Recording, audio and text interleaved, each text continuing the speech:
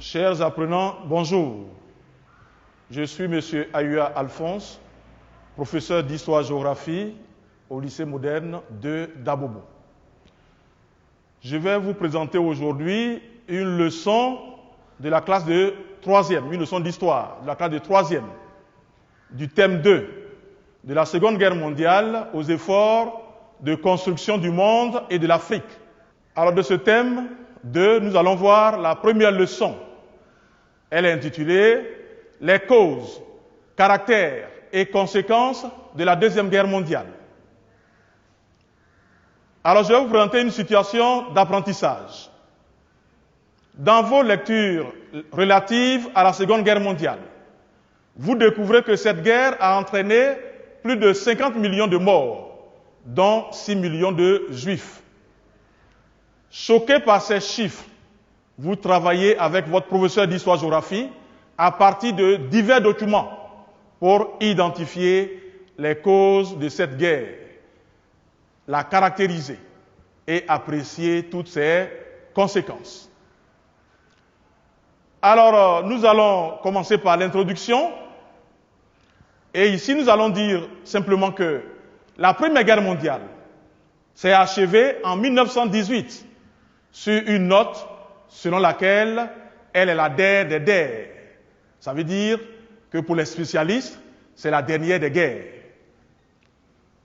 Et pourtant, 20 ans après, le monde est de nouveau en guerre. C'est la Deuxième Guerre mondiale de 1939 à 1945. Il convient d'analyser les causes, les caractères et les conséquences de cette guerre. Alors, si vous avez suivi l'introduction, au niveau de sa chute, nous avons relevé 3 éléments. Donc, dans la première partie, nous allons analyser les causes de la Seconde Guerre mondiale. Cette guerre a connu plusieurs causes. Alors, ces causes-là, nous pouvons les regrouper en 2 catégories. Il y a d'abord les causes lointaines, et ensuite, nous avons la cause immédiate, c'est-à-dire la cause qui va déclencher directement la Seconde Guerre mondiale. Donc, on revient au petit 1, c'est-à-dire aux causes lointaines. Ici, nous avons relevé 4 causes lointaines. La première, c'est le refus des clauses du traité de Versailles par l'Allemagne. Chers apprenants, entendez ici clause par décision. Alors, à Versailles, l'Allemagne est tenue pour responsable de la guerre. Elle s'est sentie humiliée par les décisions qui ont été prises à son encontre. Nous allons voir quelques-unes de ces décisions. Sur le plan financier, l'Allemagne est condamnée à payer d'énormes réparations. Ces réparations sont estimées à 132 milliards de marks or. Elle doit les payer en 30 annuités, c'est-à-dire pendant 30 ans, aux vainqueurs de la guerre.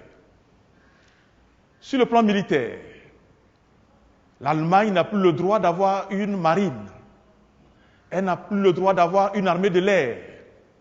Son effectif militaire, qui était de 100 000 hommes avant la guerre, est réduit maintenant à 15 000 hommes. Sur le plan économique également, l'Allemagne est frappée par d'énormes sanctions. On va prendre un exemple simple. Les usines de la roue, c'est la région la plus riche d'Allemagne, c'est le poumon économique d'Allemagne. Toutes ces usines sont démantelées au profit des vainqueurs de la guerre. Donc, pour toutes ces raisons, l'Allemagne estime que le traité de Versailles est un diktat inacceptable. D'autant plus qu'elle n'a pas été invitée à cette réunion.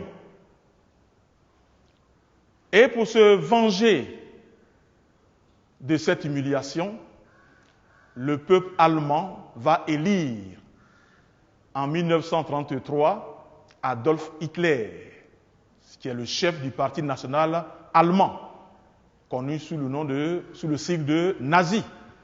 Il est nommé chancelier. Chancelier dans le contexte allemand, c'est le Premier ministre. Il va donc dénoncer les clauses du traité de Versailles et il va même aller plus loin, il va refuser de les appliquer. Il s'agit notamment, sur le plan militaire, il refuse le désarmement. Il va même remilitariser la Rhénanie en mars 1936. Il va reconstituer une nouvelle force aérienne. Il va rétablir le service militaire obligatoire. Sur le plan financier, Hitler refuse de payer les réparations dont nous avons parlé plus haut. Sur le plan économique, il met fin au démantèlement des usines de la Ruhr. Et il va même plus loin, il va reconstruire ces usines. Chers élèves, c'est fini pour aujourd'hui. Rendez-vous pour la prochaine séance.